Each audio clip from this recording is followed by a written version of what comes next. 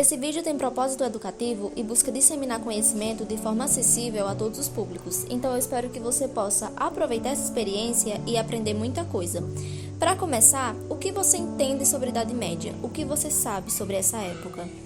A Idade Média é frequentemente retratada de maneira simplista e distorcida.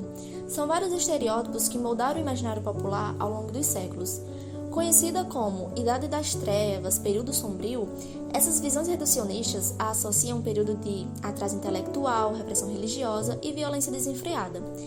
Imagens de castelos, cavaleiros, príncipes, princesas, além de camponeses oprimidos, são bem comuns quando a gente para pensar sobre a Idade Média. Mas tudo isso faz com que a gente ignore a complexidade histórica daquele período.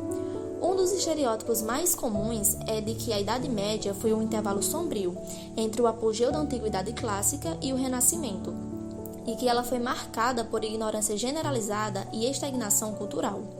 Essa visão foi muito popularizada durante o Iluminismo, desconsidera os avanços significativos na arquitetura, na filosofia e na ciência daquela época. Além disso, a Igreja Católica é frequentemente retratada como um poder opressor e controlador absoluto, e que foi responsável pela supressão de qualquer pensamento crítico ou qualquer inovação. Apesar do papel da Igreja ser central naquela sociedade, a Igreja também foi uma promotora de arte, de educação, de conhecimento, fundou várias universidades e patrocinou obras culturais que influenciam até os dias de hoje. Outra visão bastante estereotipada e a mais comum de se pensar é sobre o feudalismo. Esse sistema ele foi apresentado de uma forma muito simplista, como uma estrutura social sendo rígida, opressiva e homogênea. Os senhores viviam em castelos luxuosos, enquanto os camponeses eram explorados e viviam em extrema pobreza. Porém, essa interpretação ela ignora as variações regionais e temporais do feudalismo, lembrando que não foi um sistema único e nem uniforme. Outra visão bastante estereotipada, e o nosso tema dessa aula, é sobre a mulher na Idade Média, onde ela era frequentemente retratada como submissa, dependente e confinada ao espaço doméstico. Só que essa visão ignora a diversidade de papéis que as mulheres desempenharam naquela época, além de reforçar a ideia de que elas eram exclusivamente vítimas de opressão masculina e de uma estrutura patriarcal rígida. E essas representações, elas tendem a dividir as mulheres em dois extremos. Ou é uma dama idealizada, onde ela é passiva e virtuosa, as típicas dos romances de cavalaria. Ou ela é uma camponesa sobrecarregada, vivendo em condições miseráveis. Porém, muitas mulheres exerceram influência significativa, tanto no clero, como as monjas, quanto na política, como rainhas e regentes, por exemplo. Mesmo que elas enfrentassem restrições sociais e legais, elas também encontravam formas de agência, como as poetisas, por exemplo, na produção intelectual. Essa visão estereotipada é alimentada por uma combinação de fontes literárias e produções culturais modernas, que enfatizam justamente esse período sombrio e caótico.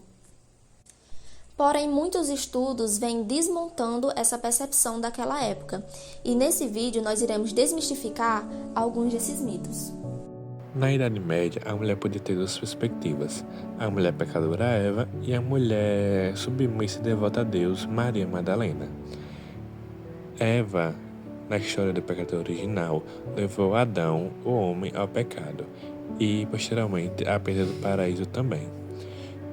Com isso, diversos filósofos e teólogos da época diziam que a mulher tinha que ficar na tutela do homem e ser submissa totalmente a eles, já que a mulher era um perigo carnal e espiritual a ser evitado, já que ela, a forma de Eva, era projetada nas mulheres e de uma figura maligna e que levaria ao pecado. Vale ressaltar também a corrupção moral que a figura feminina levava, já que a respeito da menstruação, a mulher não podia tocar em ornamentos sagrados ou era excluída da participação ativa da missa, já que a menstruação era vista como algo fruto do pecado original. Portanto, essas visões a respeito da mulher pecadora Eva devem ser questionado, visto que a maioria dessas perspectivas são por celibatários filósofos e teólogos, e não de uma visão totalmente do público em geral, já que em diversas outras fontes mostram papéis de protagonismo e não de uma submissão total da mulher a respeito do homem. Sendo assim, a partir da figura da Virgem Maria, mãe de Jesus Cristo, a Igreja cristã construirá a figura da mulher santa, em oposição a Eva, que será construída a partir do pecado. A mulher santa vem através da pureza, da preservação da castidade e da virgindade, além de assumir o papel considerado natural e inerente ao gênero feminino da maternidade. Através de uma breve análise da iconografia da época, podemos perceber como toda a representação da Virgem Maria gira em torno desses aspectos de pureza e castidade, como, por exemplo, o manto azul com a cabeça coberta, a expressão sempre serena e contida ao olhar para o menino Jesus, sempre buscando remeter à modéstia, à virtude e os valores femininos ideais da época. Assim, a Virgem Maria se concretiza como o ideal da mulher santa da época medieval. Não se tinha essa noção, culturalmente, de que era necessário dispensar um cuidado especial às grávidas, às mulheres durante o período da gravidez. Tanto é que se tem mais de um relato de mulheres grávidas que acompanharam seus maridos durante as cruzadas, em travessias perigosas e muito desgastantes fisicamente. Seguindo o curso de vida dessas mulheres, o casamento era o ápice da trajetória de vida delas, o objetivo pelo qual elas nasciam para que se formasse uma família e a concepção dos filhos. Assim sendo, era esperado da mulher as virtudes que já foram mencionadas a Maria, como a modéstia, a castidade e a virtude, como, por exemplo, a obediência ao marido, assim como se cita na Bíblia, o dever de cuidar dos filhos e a educação dada a eles, além da fidelidade absoluta ao marido.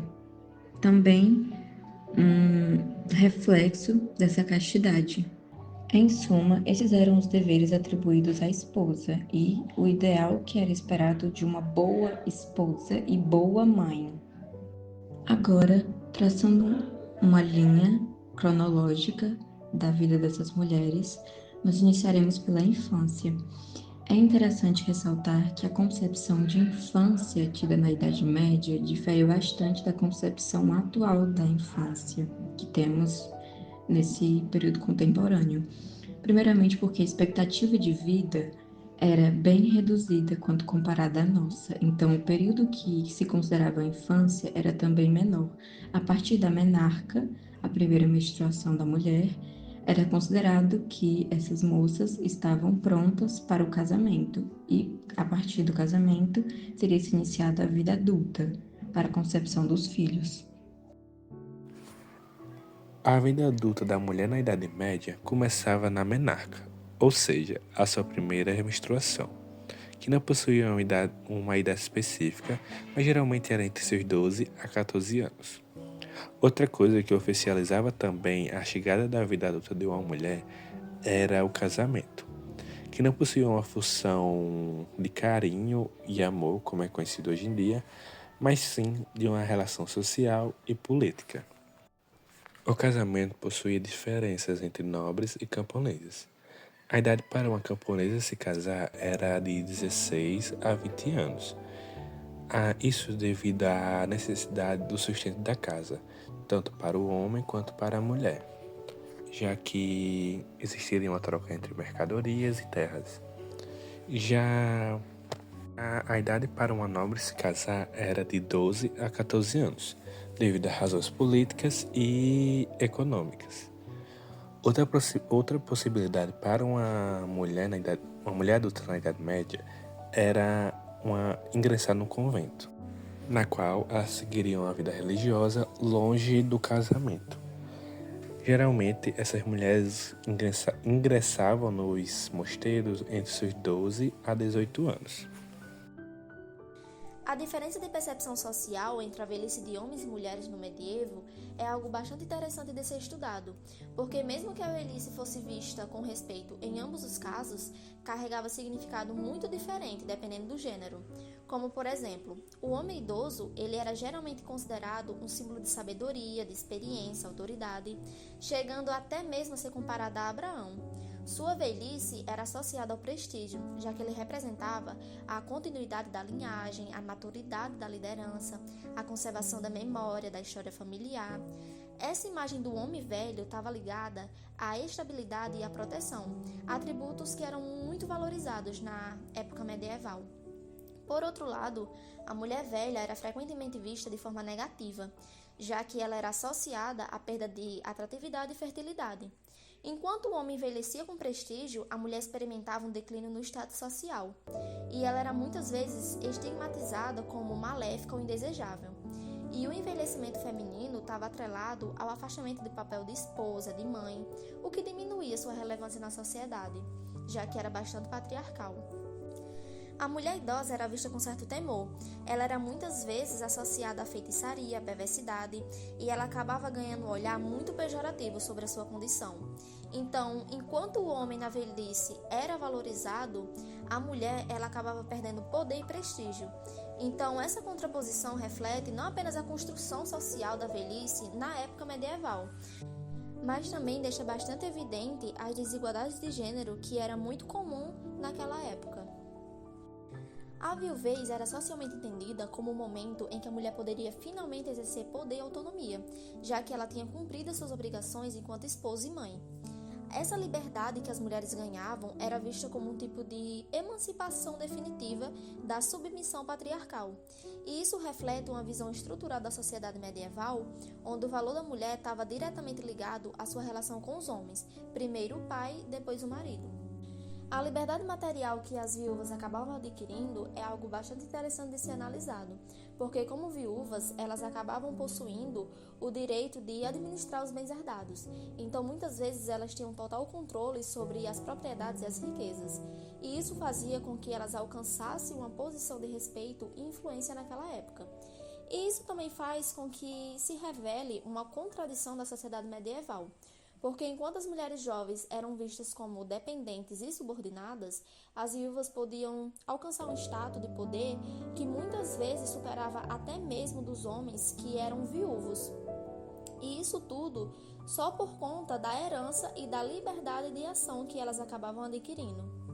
Isso acaba reforçando a importância de estudar os contextos econômicos e sociais de cada época, principalmente quando a gente vai estudar a história da mulher medieval, porque mesmo que tivesse toda aquela repressão e os papéis sociais fossem estritamente definidos, também havia espaço para a história de subversão e também de autonomia das mulheres dentro daquelas estruturas medievais. Para dar um exemplo dessa situação, nós podemos citar a história de Alienor de Aquitânia. Ao longo de sua vida, ela foi uma mulher que se destacou pela sua capacidade de manipular as circunstâncias ao seu redor, mas também porque ela acabou utilizando as convenções sociais a seu favor. A história dela exemplifica muito bem uma mulher que soube aproveitar as circunstâncias e principalmente depois que ficou viúva, onde ela acabou consolidando um poder duradouro, e ela conseguiu manipular tanto os bens que foram herdados quanto a política de sua época para manter a sua posição de respeito. Depois que seu casamento com Luís VII da França terminou e ela se juntou com Henrique II da Inglaterra, ela acabou se tornando uma figura central nos jogos de poder entre os monarcas daquela época. E a habilidade que ela tinha de controlar e gerenciar o império que lhe foi dado, e depois quando ela começou a utilizar os seus filhos como um instrumento para atingir seus objetivos, tudo isso acabou refletindo um paralelo com a ideia de poder irrestrito dos bens. Alienor, como viúva de Henrique II, ainda conseguiu manter considerável controle sobre as terras e as propriedades, e isso acabou lhe conferindo um grau muito grande de respeito e influência naquela época, principalmente porque agora ela era uma viúva. E além disso, ela também acabou se retirando da vida política e ela começou a ser vista como uma figura respeitada e com autonomia. E mesmo ela tendo envelhecido e perdido a sua atratividade física, segundo os padrões daquela época, ela ainda conseguiu manter um poder muito significativo, principalmente pelo controle dos bens que foram herdados e também pela influência sobre a sucessão dinástica. Existiam diferenças quando falamos dos papéis que as mulheres camponesas exerciam e das nobres. As camponesas tinham uma vida centrada no trabalho manual e da economia familiar. Elas realizavam tarefas domésticas como cozinhar, fiar e cuidar dos filhos. Além disso, elas trabalhavam no campo, junto ao lado dos seus maridos. Elas também não tinham nenhum acesso a nenhum tipo de educação formal.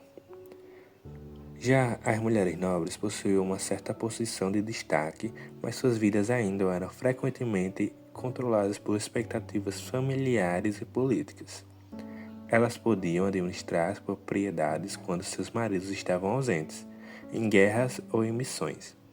Elas supervisionavam as grandes casas ou castelos e muitas recebiam educação, como literatura, escrita, bordado, música e etiqueta. As monjas cistercienses são personagens importantes quando buscamos quebrar com essa visão superficial que existe sobre as mulheres na Idade Média. A maioria desses mosteiros para as monjas foram fundados entre o século XII e XIII por mulheres da nobreza leonesa. Esses mosteiros foram fundados para a preservação patrimonial e reprodução das linhagens nobres, que não estavam destinadas ao casamento. Além de mulheres viúvas que possuíam alto status social, também fundaram mosteiros e professavam de livre vontade. Esse foi um projeto feminino de construção que se afastava da inerência masculina e elas podiam exercer um papel de protagonistas. As abadesas, que seriam o cargo mais alto dentro dos mosteiros, possuíam uma autonomia significativa. Elas gerenciavam os mosteiros como senhoras feudais. E os mosteiros seriam um lugar de liberdade para elas administrarem seus patrimônios e expandir o domínio territorial. As monjas utilizavam diversos pretextos para fazer visitas para fora da reclusão dos mosteiros, além de receberem hóspedes, e por conta disso ocorreram escândalos na igreja, devido a gravidezes e casos de amor proibido.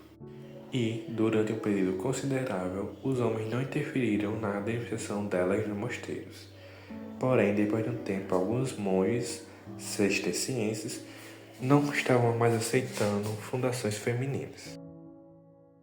Através da literatura, dos escritos de uma sociedade, nós podemos compreender como aquelas pessoas de um determinado período histórico pensavam.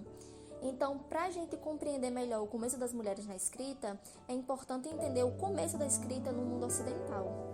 Os primeiros registros que acabaram se popularizando na Europa, eles vieram da Mesopotâmia, da Grécia e de Roma, e eles foram utilizados como modelo base para a escrita europeia, algo que a gente observa muito na Idade Média. E ele era em sua maioria em latim, por ser a língua universal da época, justamente por conta da expansão da Igreja Católica.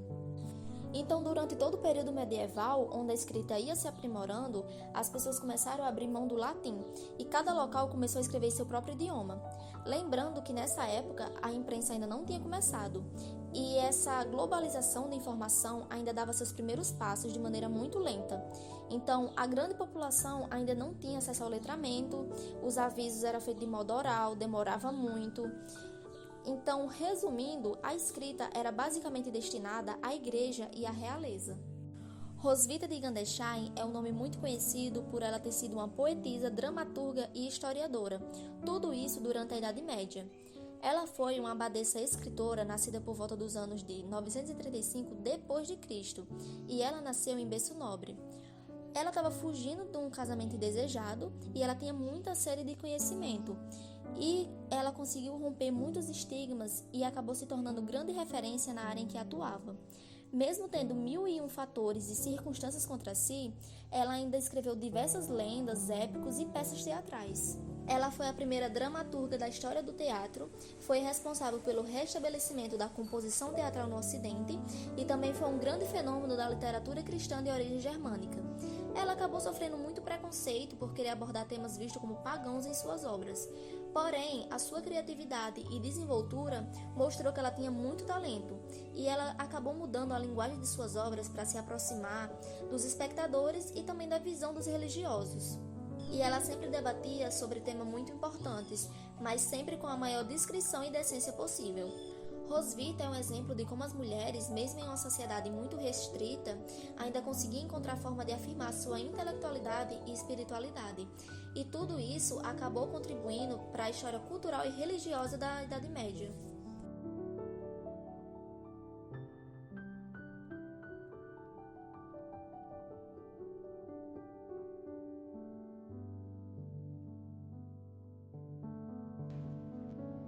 Dessa forma, podemos concluir que a análise da posição social da mulher na Idade Média revela uma realidade complexa e multifacetada. Nesse período, como já foi dito, as mulheres desempenharam um papel fundamental, apesar das severas restrições e limitações impostas pela Igreja Católica e pela própria estrutura feudal em que elas estavam inseridas. As mulheres de diferentes classes sociais encontraram formas de exercer influência e poder, adaptando-se àquela realidade. É essencial reconhecer que a experiência feminina variou conforme alguns fatores, como a classe social, se eram nobres ou camponesas, o seu status civil, se estavam solteiras, casadas ou viúvas. A história dessas mulheres não é homogênea, mas sim composta por múltiplas narrativas. Através desse estudo e desse vídeo, nós buscamos revisitar e reavaliar o papel dessas mulheres, superar estereótipos e abordagens simplistas e reducionistas, compreender que essa história é complexa e, através dela, apreciar a resiliência e a contribuição feminina para a sociedade.